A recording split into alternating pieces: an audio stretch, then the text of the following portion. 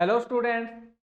हम आपका चौहान वंश पढ़ रहे थे और हमने आपके चौहान वंश में अजमेर का चौहान वंश या सांबर के चौहान वंशों के बारे में अध्ययन कर चुके। जब कल मैं आपको चौहान वंश पढ़ा रहा था तो उसमें आपको बताया था कि पृथ्वीराज चौहान, जिसे हम पृथ्वीराज तृतीय के नाम से भी जानते हैं, वो आपके मोहम्मद गोरी के साथ तराइन का दूसरा युद्ध हार जाते। उसके बाद हमने देखा था कि किस प्रकार से पृथ्वीराज चौहान को गजनी ले जाया जाता है। वो सारी कहानी हमने आपके अजमेर के चौहान में पढ़ ली थी। लेकिन लास्ट में मैंने जाते जाते आपको बताया था कि पृथ्वीराज चौहान का पुत्र था गोविंद, जो आपके मोहम्मद गोरी की अधीनता स्वीकार करके अजमेर का चौहान शासक बनता है। लेकिन जब पृथ्वीराज चौहान का पुत्र गोविंद जब मोहम्मद गोरी की अधीनता स्वीकार करके अजमेर का चौहान शासक बना था, तो पृथ्वीराज चौहान का भाई हुआ करता था हरिराज, और उस हरिराज ने गोविंद को गद्दी से हटा दिया था। कहा कि मेरे भाई ने संघर्ष किया और युद्ध में लड़ा और मारा गया, लेकिन तुम उसी का पुत्र होते हुए मोहम्मद गोरी की अधीनता स्वीकार कर ली है, तो तू यहाँ का शासक नहीं रह सकता। और ऐसे कहकर उनमें वार्तालाप होकर वो गोविंद राज को हरा देता है और आपके इस गोविंद को हरा देता है और आपके अजमेर के चौहानों के शासन के अधिकार कर लेता है। इस बात का पता जब मोहम्मद गोरी को चलता है, और उस समय मोहम्मद गोरी का गुलाम इस समय आपका प्रतिनिधि है कुतुबुद्दीन ऐबक। कुतुबुद्दीन ऐबक वापस अजमेर पर अटैक करता है, अटैक करके आपके हरिराज को वहां से भगा देता है। और जो गोविंद था, उस गोविंद को, जो पृथ्वीराज चौहान का पुत्र है, उसे एक नई जागीर दे देता है। और वो जागीर कौन सी होती है? आपके रणथंभौर की। कौन सी जागीर? आपके रणथंभौर की जागीर। इसलिए गोविंद आगे जाके चौहान वंश की स्थापना करता है, और वो स्थापना कहां पर करता है? आपके रणथंभौर में। कहां पर करता है? आपके रणथंभौर में। तो आज हमें आपके रणथंभौर के चौहानों के बारे में अध्ययन करना है। पहली बात कि रणथंभौर का चौहान वंश हमें पढ़ना है, तो सबसे पहले आपको याद रखना है कि रणथंभौर के चौहानों का संस्थापक किसे कहते हैं। पहला ही सवाल क्या बनेगा आपके कि रणथंभौर के चौहानों का संस्थापक किसे कहा जाता है? तो रणथंभौर के चौहानों का संस्थापक कौन हो जाएगा आपके कि रणथंभौर के चौहानों का, रणथंभौर के चौहान वंश का संस्थापक, चौहान वंश का संस्थापक। तो जब रणथंभौर के चौहान वंश का संस्थापक की बात आएगी कि रणथंभौर का जो चौहान है, इनका संस्थापक कौन है, तो जब संस्थापक की बात आएगी तो आपको याद रखना है कि रणथंभौर के चौहानों का संस्थापक कौन है? आपका गोविंद। कौन? आपका गोविंद। और गोविंद मैंने आपको बता दिया है कि गोविंद कौन है, तो आपके अजमेर के चौहान शासक, जिसे हम पृथ्वीराज तृतीय या पृथ्वीराज चौहान के नाम से जानते हैं, उनके पुत्र हुआ करते थे। कौन? आपके गोविंद। गोविंद को रणथंभौर की जागीर कौन प्रदान कर रहा है, यह भी आप याद रखो। गोविंद को रणथंभौर की जागीर आपके मोहम्मद गोरी का गुलाम कुतुबुद्दीन ऐबक आपका प्रदान करता है। तो रणथंभौर के चौहान वंश का संस्थापक जब गोविंद हुआ, तो अगर सवाल आपको घुमा दे कि रणथंभौर के चौहानों का आदि पुरुष या मूल पुरुष किसे कहते हैं, आदि पुरुष या फिर आपका मूल पुरुष, कि रणथंभौर के चौहानों का आदि पुरुष और मूल पुरुष कौन है, तो वो भी आप याद रखोगे। हम बार बार पढ़ते आए हैं कि जिसे संस्थापक कहा जाता है उसे ही क्या कहा जाता है? आपका आदि पुरुष या मूल पुरुष। तो रणथंभौर के चौहानों का भी आदि पुरुष या मूल पुरुष कौन हो जाएगा? तो याद रखोगे गोविंद। कौन हो जाएगा? आपका गोविंद हो जाएगा। कि रणथंभौर के चौहानों का आदि पुरुष या मूल पुरुष कौन है? तो गोविंद है। रणथंभौर के चौहानों का संस्थापक कौन है? तो भी कौन है? आपका गोविंद है। इसके अलावा गोविंद ने रणथंभौर में चौहान वंश की स्थापना कब की थी? गोविंद ने रणथंभौर में चौहान वंश की स्थापना कब की थी? तो जब स्थापना की बात आएगी ना, तो आप याद रखोगे कि गोविंद ने 1194 ईस्वी में, कब? आपके 1194 ईस्वी में रणथंभौर में चौहान वंश की स्थापना की थी। तो ये पहले आपको तीन बातें याद रखनी है कि रणथंभौर का चौहान वंश, रणथंभौर के चौहान वंश का संस्थापक कौन है? तो गोविंद है। कौन है? आपका गोविंद। आदि पुरुष या मूल पुरुष भी कौन है, तो गोविंद है। रणथंभौर में गोविंद ने चौहान वंश की स्थापना कब की थी, तो 1194 ईस्वी में की थी। कहीं कहीं पर गोविंद का नाम गोविंद राज भी मिल सकता है, तो वो आपको कंफ्यूजन नहीं होना है। फिर गोविंद ने यहाँ पे चौहान वंश की स्थापना कैसे की, तो मैंने आपको बता दिया कि तराइन के दूसरे युद्ध में पृथ्वीराज तृतीय आपका युद्ध में हार जाता है, इसलिए अजमेर पर आपके मोहम्मद गोरी का अधिकार हो जाता है। जब मोहम्मद गोरी का यहां पर अधिकार हो गया था, तो पृथ्वीराज तृतीय के पुत्र गोविंद ने मोहम्मद गोरी की अधीनता स्वीकार कर ली, और मोहम्मद गोरी की अधीनता को स्वीकार करके वो अजमेर का शासक बना। पर जो पृथ्वीराज तृतीय का भाई था हरिराज, वो गोविंद को गद्दी से हटा देता है। इसलिए मोहम्मद गोरी का गुलाम कुतुबुद्दीन ऐबक अजमेर पर आक्रमण करता है, और अजमेर पर आक्रमण करके आपके हरिराज को गद्दी से हटा देता है, और गोविंद को एक नई जागीर दे देता है। और वो नई जागीर कौन सी है आपकी, तो रणथंभौर की। इसलिए आपका गोविंद जो पृथ्वीराज तृतीय का पुत्र है, ये गोविंद आपके एक नए चौहान वंश की स्थापना करता है रणथंभौर में। इसलिए रणथंभौर के चौहान वंश का संस्थापक कौन हो जाएगा, आपका गोविंद। आदि पुरुष या मूल पुरुष भी पूछे तो भी कौन है, आपका गोविंद। और इसने चौहान वंश की रणथंभौर में स्थापना कब की है, आपके 1194। और एक बात आप ये नोट लगा के लिखोगे,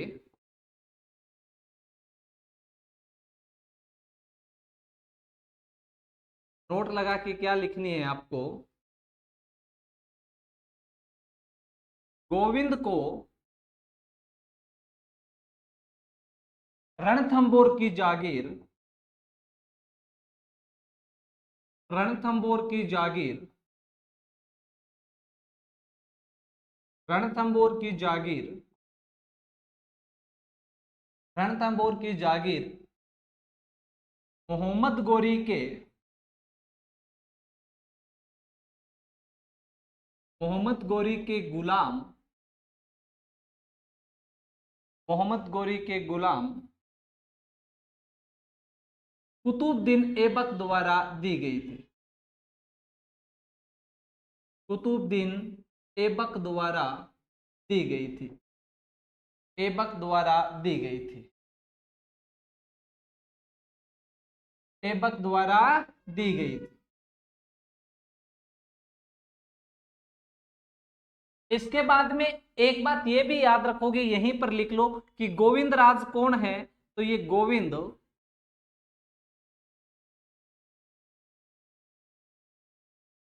पृथ्वीराज तृतीय का, पृथ्वीराज तृतीय का पुत्र था। पृथ्वीराज तृतीय का क्या है, आपका पुत्र था। ये पहले आपके रणथंभौर के चौहानों के प्रारंभ में आपको ये बातें याद रखनी है कि रणथंभौर का चौहान वंश, रणथंभौर चौहान वंश का संस्थापक आदि पुरुष मूल पुरुष गोविंद कहलाता है। इसने इसकी रणथंभौर में चौहान वंश की स्थापना कब की, तो आपकी 1194 ईस्वी में इसने स्थापना की थी। इसके अलावा नोट लगा के याद रखना है कि गोविंद को रणथंभौर की जागीर किसने दी थी, तो आपके मोहम्मद गोरी के गुलाम कुतुबुद्दीन ऐबक के द्वारा दी गई। किसके द्वारा, आपके कुतुबुद्दीन ऐबक के द्वारा। और गोविंद कौन है, तो ये पृथ्वीराज तृतीय का पुत्र हुआ करता था। इसके बाद में जब हम रणथंभौर के चौहानों के बारे में अध्ययन करते हैं, तो हमें किस किस शासक के बाद पढ़ना है, तो गोविंद के बाद कहते हैं कि यहां पर आपके वाल्हण, वाल्हण के बाद आपके प्रहलादन, प्रहलादन के बाद में आपके वीर नारायण, वीर नारायण के बाद में यहां पर आपके बाघभट्ट,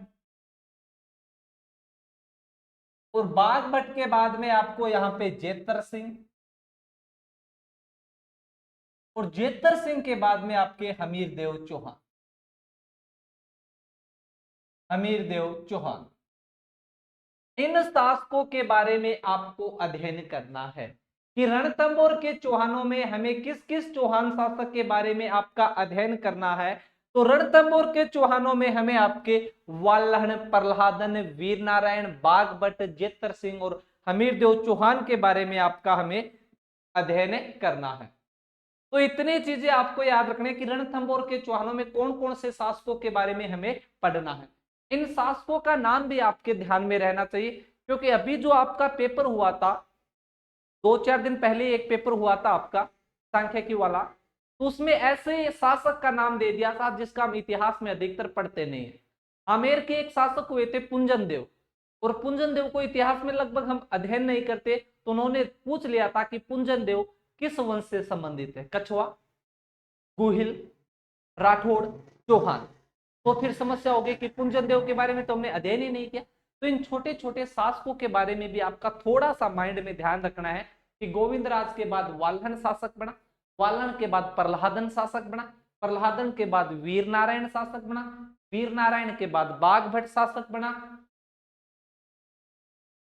क्या आ गया ये,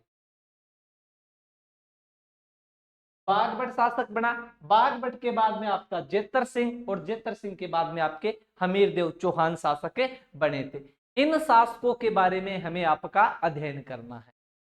तो वाल्हन और प्रहलादन की तो कोई जानकारी नहीं है, लेकिन वीर नारायण, बाघभट्ट और जेतर सिंह की थोड़ी थोड़ी हमें जानकारी लेनी होगी, और फिर पढ़ना होगा हमें आपके हमीरदेव चौहान का।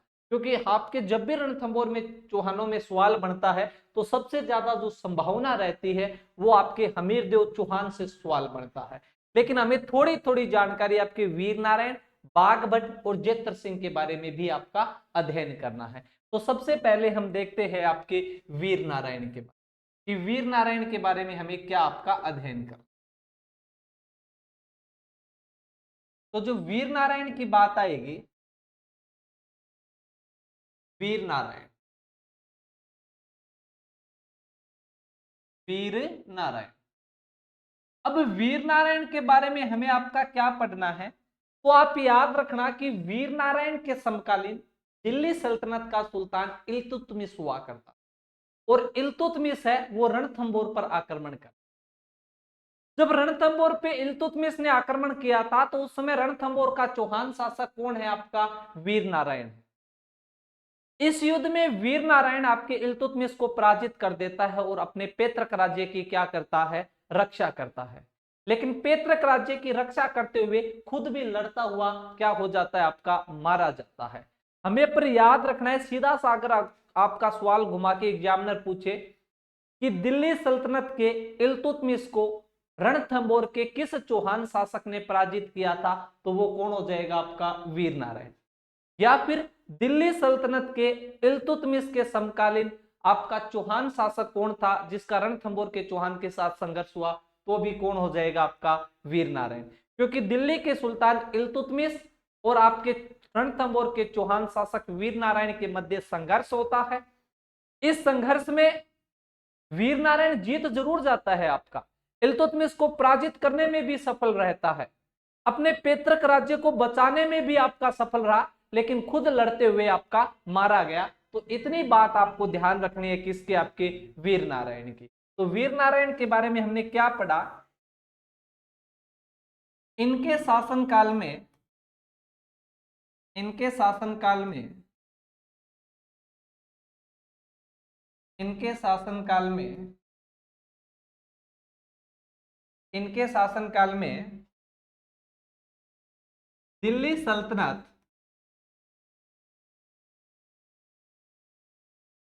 दिल्ली सल्तनत के सुल्तान, दिल्ली सल्तनत के सुल्तान इल्तुतमिश ने, इल्तुतमिश ने रणथंभौर पर आक्रमण किया, रणथंभौर पर आक्रमण किया।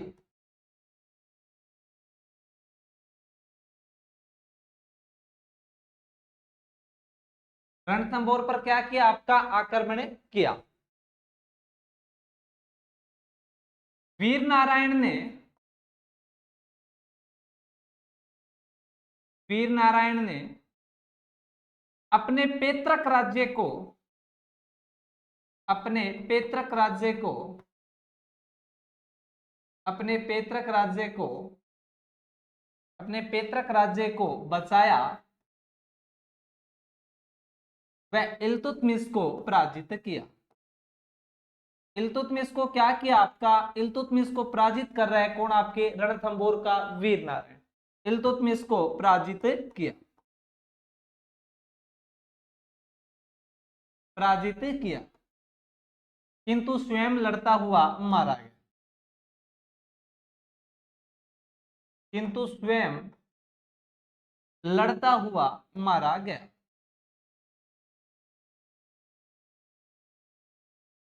लड़ता हुआ मारा गया। ये इतनी बातें आपको याद रखनी है किससे, आपके वीर नारायण से, कि जिस समय आपके रणथंभौर में वीर नारायण चौहान शासन कर रहा था, उसी समय दिल्ली सल्तनत का सुल्तान इल्तुतमिश रणथंभौर पर आक्रमण करता है। इस इल्तुतमिश के आक्रमण को वीर नारायण विफल कर देता है, अपने पैतृक राज्य को बचा लेता है, पर लड़ता हुआ स्वयं भी मारा जाता है। तो दिल्ली सल्तनत के या दिल्ली के सुल्तान इल्तुतमिश को पराजित करने वाला रणथंभौर का चौहान शासक कौन है, तो कौन हो जाएगा आपका वीर नारायण। वीर नारायण के बाद में हम देखते हैं आपके बाघभट्ट को, कि बाघभट्ट के बारे में क्या जानकारी है। कौन आपका बाघभट्ट। तो जब हम आपके बाघभट्ट की बात करते हैं,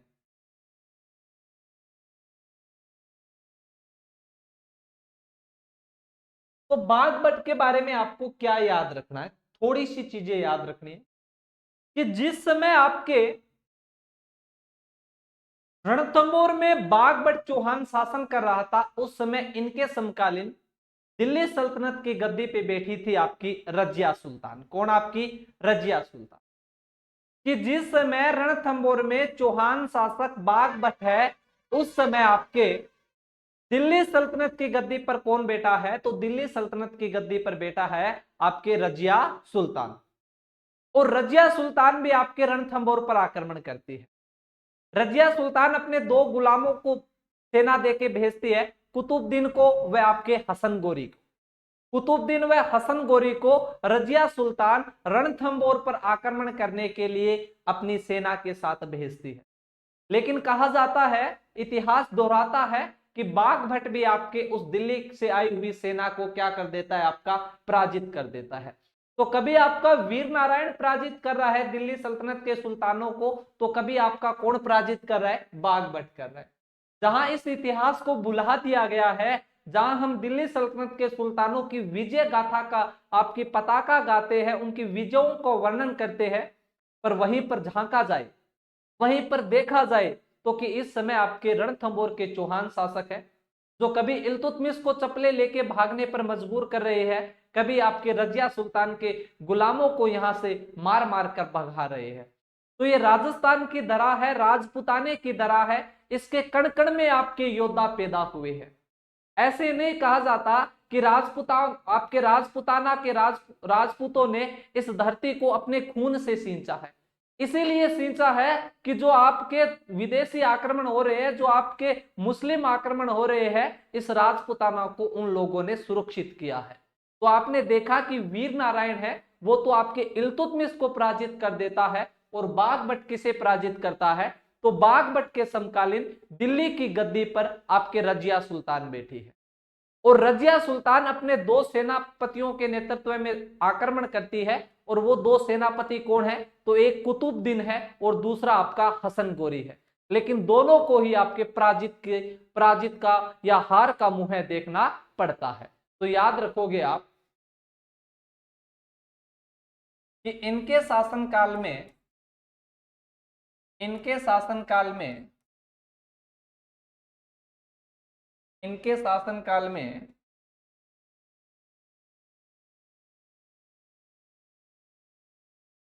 दिल्ली सल्तनत दिल्ली सल्तनत के सुल्तान दिल्ली सल्तनत के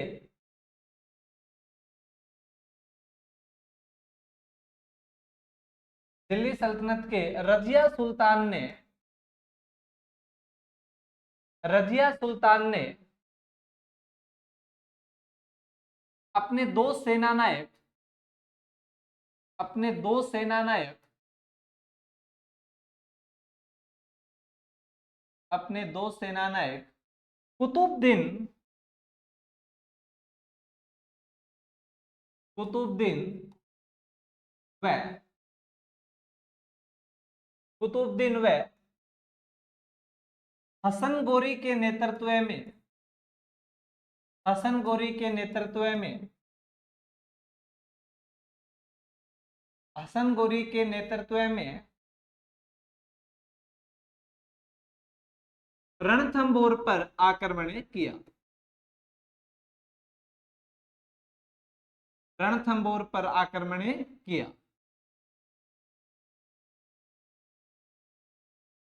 किस पर आक्रमण किया आपके? तो रणथंभौर पर आक्रमण किया। लेकिन बाघ भट्ट ने इनको क्या कर दिया था? आपका पराजित कर दिया। बाघ भट्ट ने इन्हें पराजित किया, इन्हें क्या कर दिया? आपका पराजित किया।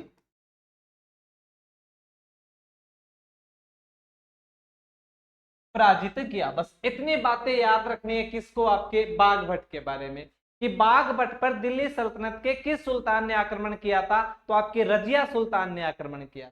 रजिया सुल्तान ने किसके नेतृत्व में आक्रमण किया? तो कुतुबुद्दीन व हसन गोरी के नेतृत्व में आक्रमण किया था। क्या रजिया सुल्तान विजय रहती है? नहीं साहब, रजिया सुल्तान यहाँ पे विजय नहीं रही। यहाँ पे तो हमारा चौहान शासक है, बाघ भट्ट है, वो रजिया सुल्तान को हरा देता है। मतलब रजिया सुल्तान के प्रतिनिधि कुतुबुद्दीन व हसन गोरी को क्या कर दिया था? आपका पराजित कर दिया था। इसके बाद में अगले शासक के रूप में हमें थोड़ा सा अध्ययन करना है आपका जेतर सिंह। किसका? आपके जेतर सिंह।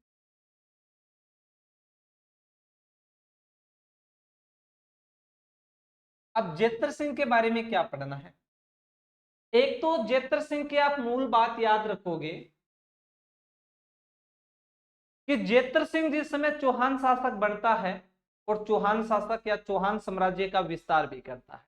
जेतर सिंह कहाँ का शासक है? तो आपके रणथंभौर का शासक। इस दिल्ली सल्तनत की सीरीज की मैं बात करूं तो जेतर सिंह पर भी दिल्ली की तरफ से अटैक होता है और इस समय आपके शासक थे नासिरुद्दीन। और नासिरुद्दीन है वो आक्रमण करते हैं रणथंभौर के किस चौहान शासक पर? तो आपके जेतर सिंह पर। जेतर सिंह भी अपने पूर्वजों की भांति अपनी परंपरा का निर्वाह करता है और परंपरा का निर्वाह करते हुए आपके दिल्ली सल्तनत के नासिरुद्दीन की सेना को क्या कर देता है? पराजित कर देता। लगातार दिल्ली सल्तनत की सेना पराजित हो रही है आपके रणथंभौरों के चौहान शासकों से। कभी उनको वीर नारायण पराजित कर रहा है तो कभी आपका बाघ भट्ट भी पराजित कर रहा है। और इस समय पराजित कर देता है कौन? आपका जेतर सिंह चौहान। कौन आपका पराजित कर देता है? तो जेतर सिंह चौहान भी आपका क्या कर देता है? पराजित कर देता है। जेतर सिंह चौहान नासिरुद्दीन की सेना को पराजित तो कर देता है, अपने पैतृक राज्य को बचाने में भी सफल होता है। पर एक बात आप यहां पर याद रखोगे, जेतर सिंह कर देने पर विवश हो जाता। जेतर सिंह की संधि हो जाती है कि मैं कर आपको दे दूंगा। तो जेतर सिंह ने नासिरुद्दीन की सेना को पराजित तो कर दिया था, पर जेतर सिंह है वो कर देने पर आपका विवश हो गया। जेतर सिंह आपका लगभग 32 वर्षों तक शासन करता है और अपने जीते जी अपने तीसरे बेटे आपके हमीरदेव चौहान को अपना क्या कर देता है? उत्तराधिकारी घोषित करता है। और उत्तराधिकारी घोषित करके अपने जीते जी ही रणथंभौर का अगला चौहान शासक किसे बना देता है? आपके हमीरदेव चौहान को। तो जेतर सिंह के बारे में हमें याद रखना है, इनके शासनकाल में, इनके शासनकाल में, इनके शासनकाल में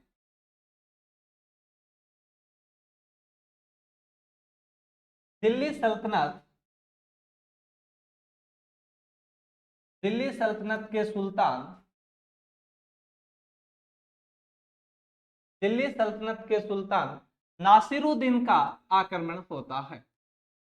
लगभग कहा जाता है कि 3 बार आक्रमण करता है आपका नासिरुद्दीन।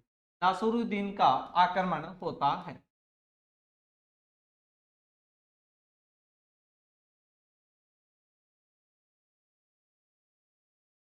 आक्रमण होता है। जेतर सिंह नासिरुद्दीन को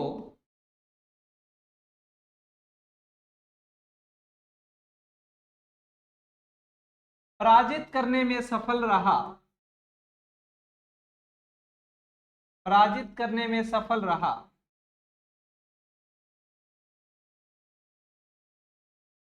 किंतु किंतु किंतु कर देने पर विवश हुआ, कर देने पर विवश हुआ। मैंने बताया कि लगभग नासुरुद्दीन का 3 बार आक्रमण हुआ था, तो जेतर सिंह नहीं चाहता कि नासुरुद्दीन बार बार आक्रमण करे, बार बार आपके चौहानों का नुकसान हो, बार बार चौहान सेना आपकी मारी जाए। इसलिए वो आपके नासुरुद्दीन को बार बार पराजित तो कर रहा था, लेकिन लास्ट में संधि कर लेता है और आपके नासुरुद्दीन को क्या देने के लिए विवश हो जाता है, तो आपका कर देने के लिए क्या हो गया था, आपका विवश हो गया। और जेतर सिंह ने जीते जी ही अपने तीसरे पुत्र हमीरदेव चौहान को आपके रणथंभौर के चौहान की गद्दी संभला दी थी। तो हमें जेतर सिंह चौहान के बारे में बस इतना ही याद रखना है। तो आपके पहले रणथंभौर के प्रारंभिक चौहानों के बारे में इतनी बात आपको पता होनी चाहिए। एक बार हम रिवीजन करते, उसके बाद हमीरदेव चौहान को पढ़ना प्रारंभ करेंगे कि रणथंभौर का जो चौहान वंश है, इस रणथंभौर के चौहान वंश का संस्थापक आदि पुरुष मूल पुरुष कौन कहलाता है, तो गोविंद या गोविंद राज। एक ही बात है, गोविंद कहो चाहे गोविंद राज कहो। गोविंद ने रणथंभौर में चौहान वंश की स्थापना कब की थी, तो गोविंद ने रणथंभौर में आपके चौहान वंश की स्थापना है, वो चौहान वंश की स्थापना की थी आपके 1194 ईस्वी में। मैं पूरा ही नाम लिख देता हूं आपको, गोविंद राज, गोविंद राज, गोविंद राज ने गोविंद राज को रणथंभौर की जागीर किसने प्रदान की थी, तो गोविंद राज को रणथंभौर की जागीर प्रदान की थी आपके किसने, तो आपके मोहम्मद गोरी के गुलाम, मोहम्मद गोरी के गुलाम किसने भाई, आपके मोहम्मद गोरी के गुलाम, तो मोहम्मद गोरी के गुलाम आपके कुतुबुद्दीन ऐबक ने इन्हें आपकी जागीर प्रदान की। गोविंद राज, गोविंद राज को, तो गोविंद राज को रणथंभौर की जागीर मोहम्मद गोरी के गुलाम कुतुबुद्दीन ऐबक के द्वारा दी गई थी। और गोविंद राज कौन है, तो गोविंद राज आपके पृथ्वीराज तृतीय का क्या है, पृथ्वीराज तृतीय का पुत्र है।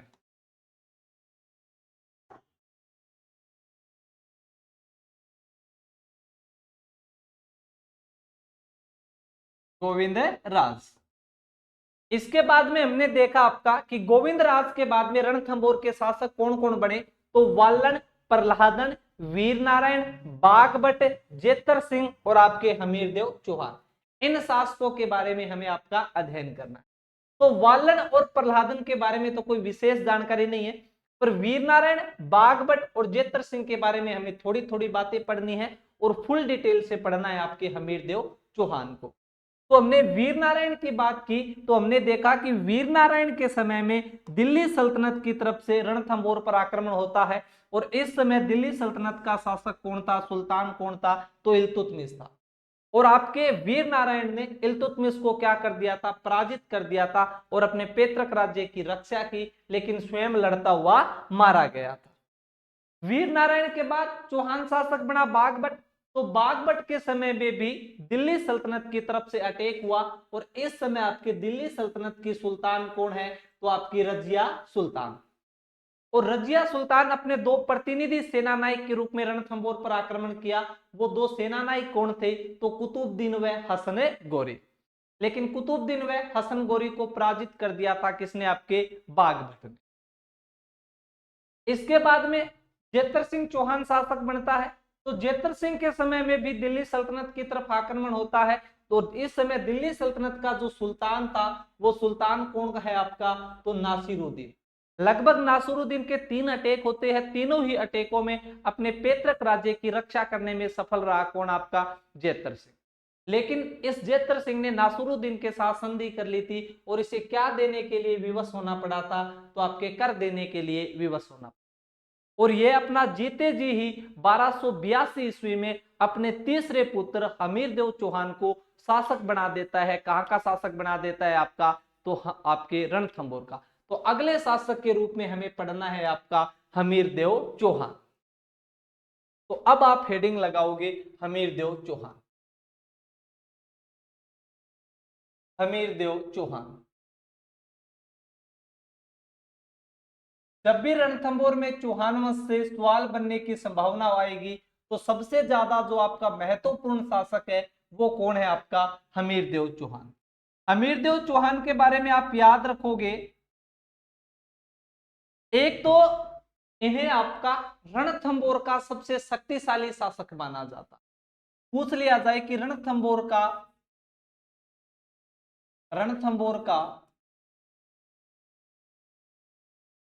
सबसे शक्तिशाली शासक, रणथंभौर का सबसे शक्तिशाली शासक, रणथंभौर का सबसे शक्तिशाली शासक।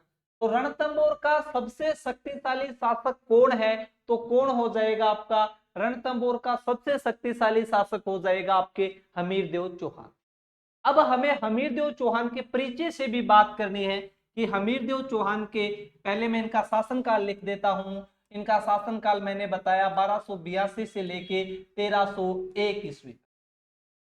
कितनी बात याद रह जाएगी थारे कि हमीरदेव चौहान को शासनकाल कदू कद तक है अपने? तो 1282 लेके 1301 तक हमीरदेव चौहान को शासनकाल। इन शासनकाल के बारे में थोड़ा थाने ध्यान रखना है। मैं हमेशा कहूं कि प्रत्येक शासक का शासनकाल आपको याद नहीं रखना है, पर कुछ ऐसे शासक है आपके जिनको थाने शासनकाल याद रखना पड़ेगा। उन्हीं में एक शासक है कौन? आपके हमीरदेव चौहान। और हमीरदेव चौहान का शासनकाल कब से कब तक है? तो थारो हमीरदेव चौहान को शासनकाल है 1282 1301। पहले पोत हमीरदेव चौहान के बारे में क्या याद रखना है? तो रणथंभौर का सबसे शक्तिशाली शासक कौन है? तो रणथंभौर का सबसे शक्तिशाली शासक माना जाता है किसको? आपके हमीरदेव चौहान को। इसके बाद में आपके हमीरदेव चौहान के पिता कौन है? तो हमीरदेव चौहान के पिता की बात आएगी तो अभी हमने बात की थी कि पिता है जेतर सिंह। पिता कौन है? जेतर सिंह, जेतर सिंह चौहान। इसके बाद में हमीरदेव चौहान की माता कौन है? जब हमीरदेव चौहान के माता की बात आएगी ना तो माता आप याद रखोगे हीरा दे। हमीरदेव चौहान की माता कौन है? आपकी हीरा दे। हमीरदेव चौहान की पत्नी का क्या नाम है? तो हमीरदेव चौहान की पत्नी का नाम है आपके रंग दे। क्या दे मुझे? रंग दे। तो रंग दे किसकी पत्नी का नाम है? तो रंग दे पत्नी का नाम है आपके हमीरदेव चौहान की। इसके बाद में हमीरदेव चौहान की एक पुत्री थी जिसका हमें आगे भी वर्णन करना है। तो हमीरदेव चौहान की पुत्री का नाम क्या है? तो पुत्री का नाम है देवल दे। क्या नाम है आपका? देवल दे। हमीरदेव चौहान की पुत्री का क्या नाम है आपका? देवल दे। इसके अलावा जैसे मैंने बताया था हमीरदेव चौहान के घोड़े का नाम, हमीरदेव चौहान का घोड़ा कौन सा था? जैसे हमने इतिहास पढ़ा है और इतिहास में आपका वर्णन भी किया है कि महाराणा प्रताप के घोड़े का नाम चेतक था। इसके अलावा आपके पृथ्वीराज तृतीय के घोड़े का नाम नाट्य रंभा बताया जाता है। उसी प्रकार से आपके हमीरदेव चौहान के घोड़े का क्या नाम था? तो आप याद रखोगे हमीरदेव चौहान के घोड़े का नाम है बादल। क्या नाम है आपका? बादल। हमीरदेव चौहान के घोड़े का क्या नाम है आपका? बादल। तो ये थोड़ा सा बायोडाटा आपको याद रखना है किससे? हमीरदेव चौहान से। कि हमीरदेव चौहान शासक कब बन रहे आपके? 1282 में। इनका शासनकाल कब से कब तक रहता है? तो 1282 से लेके 1301 ईस्वी तक। रणथंभौर का सबसे शक्तिशाली शासक किसे माना जाता है? तो रणथंभौर का सबसे शक्तिशाली शासक माना गया है आपके हमीरदेव चौहान को। हमीरदेव चौहान के पिता का क्या नाम है? तो हमीरदेव चौहान के पिता का नाम है आपका जेतर सिंह। अरे माँ कुणी मागो के नाम हो? तो मागो नाम याद रखवा थे हीरा दे। हमीरदेव चौहान की पत्नी का क्या नाम था? तो रंग दे। हमीरदेव चौहान की एक लड़की है, एक पुत्री है, उस पुत्री का क्या नाम है आपका? देवल दे। और हमीरदेव चौहान के घोड़े का क्या नाम है? तो हमीरदेव चौहान के घोड़े का नाम है आपका बादल। इसके बाद में ऐसा कहा जाता है कि हमीरदेव चौहान अपने जीवन काल में 17 युद्ध लड़ता है। कितने युद्ध लड़ता है? आपके 17 युद्ध लड़ता है। और इन 17 युद्ध में वह 16 युद्धों में विजय प्राप्त करने में क्या रहता है आपका? सफल रहता है। कि हमीरदेव चौहान आपके अपने जीवन काल में 17 युद्ध किए थे। उन 17 युद्धों में 16 युद्धों में विजय प्राप्त की थी किसने? आपके हमीरदेव चौहान ने। तो आगे एक नई लाइन में लिखोगे आप, हमीरदेव चौहान ने, हमीरदेव चौहान ने, हमीरदेव चौहान ने अपने जीवन काल में, अपने जीवन काल में, अपने जीवन काल में 17 युद्ध किए थे।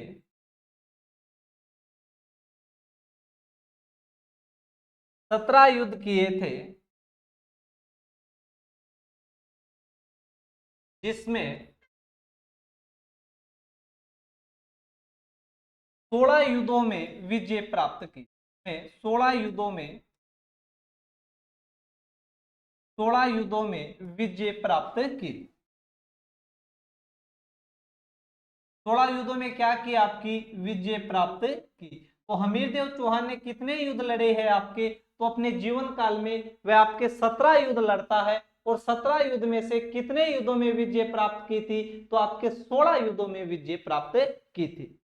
इसीलिए एक इतिहासकार हुए हैं आपके डॉक्टर दशरथ शर्मा। और डॉक्टर दशरथ शर्मा ने हमीरदेव चौहान के बारे में कहा कि ये 16 युद्धों का कारण है, 16 युद्धों के विजयों का कारण है। तो हमीरदेव चौहान को 16 युद्धों के विजय का कारण किसने कहा है? तो 16 युद्धों के विजय का कारण कहने वाला कौन है? तो 16 युद्धों के विजय का कारण कहने वाले हैं वो है आपके डॉक्टर दशरथ शर्मा। तो याद रखोगे डॉक्टर दशरथ शर्मा ने क्या कहा है? डॉक्टर दशरथ शर्मा ने, डॉक्टर दशरथ शर्मा ने इन्हें, डॉक्टर दशरथ शर्मा ने इन्हें क्या कहा है आपके? तो 16 युद्धों के, 16 युद्धों के विजय का कारण कहा है। 16 युद्धों के विजय का क्या कहा है? आपका कारण कहा है। 16 युद्धों के विजय का कारण आपके हमीरदेव चौहान को किसने कहा है? तो डॉक्टर दशरथ शर्मा ने इन्हें 16 युद्धों के विजय का कारण कहा है। इसके अलावा आपके एक इतिहासकार और हुए हैं डॉक्टर गोपीनाथ शर्मा। और डॉक्टर गोपीनाथ शर्मा ने भी इन्हें आपके, जब वे 16 युद्ध जीतते हैं तो 16 नृप मर्दानी कहा है। क्या कहा है आपके? 16 मृद नृप, आपके 16 नृप मर्दानी कहा है। तो आपके हमीरदेव चौहान को 16 नृप मर्दानी कहने वाला इतिहासकार कौन है? तो 16 नृप मर्दानी कहने वाले आपके इतिहासकार डॉक्टर गोपीनाथ शर्मा है। तो गोपीनाथ शर्मा इन्हें क्या कह रहे हैं आपके? डॉक्टर गोपीनाथ शर्मा ने, डॉक्टर गोपीनाथ शर्मा ने इन्हें, इन्हें क्या कहा है आपका? तो गोपीनाथ शर्मा ने इन्हें आपका 16 नृप मर्दानी कहा है। 16 नृप मर्दानी कहा है।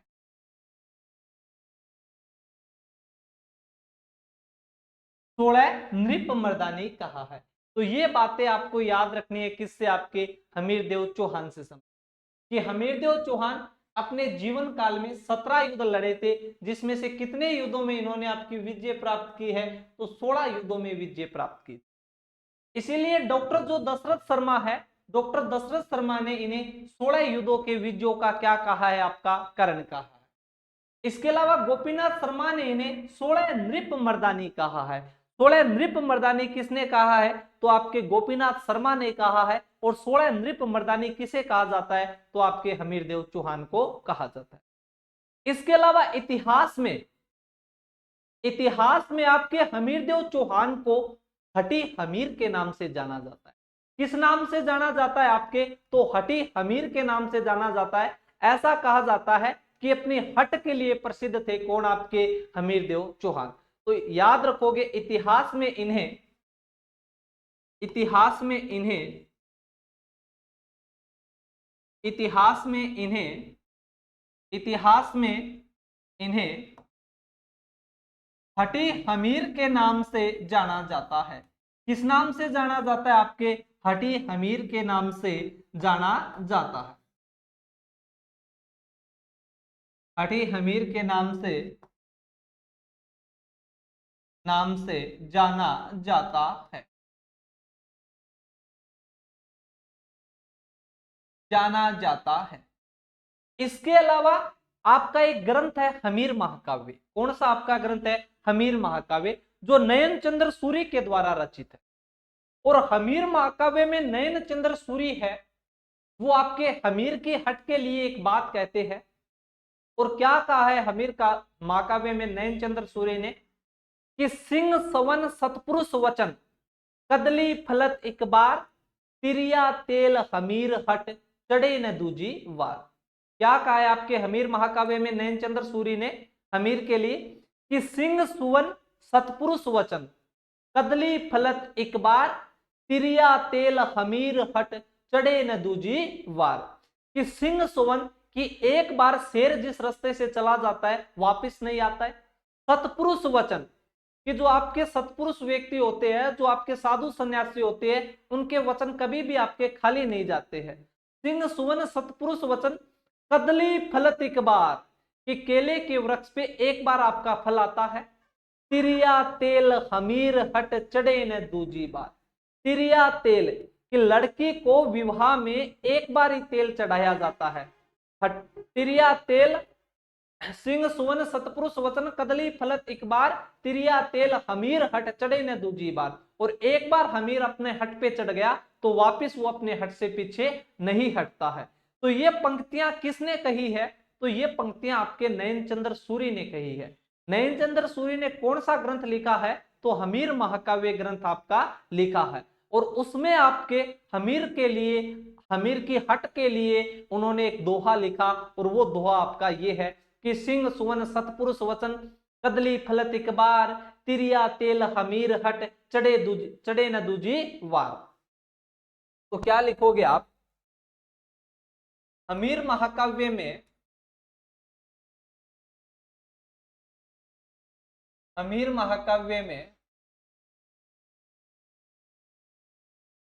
नयन चंद्र सूरी ने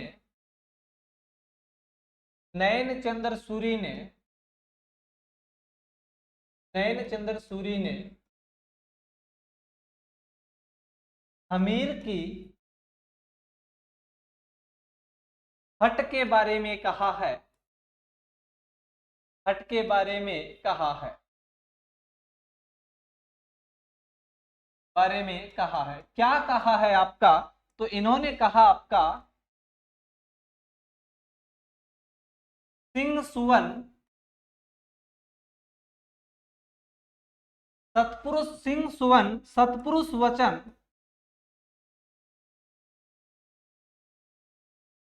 सिंह सुवन सतपुरुष वचन कदली फलत एक बार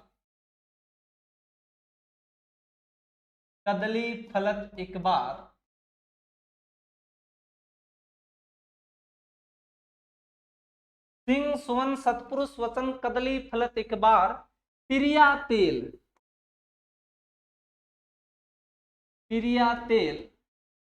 सिंह सुवन सतपुरुष वचन कदली फलत एक बार तिरिया तेल हमीर हट चढ़े न दूजी वार।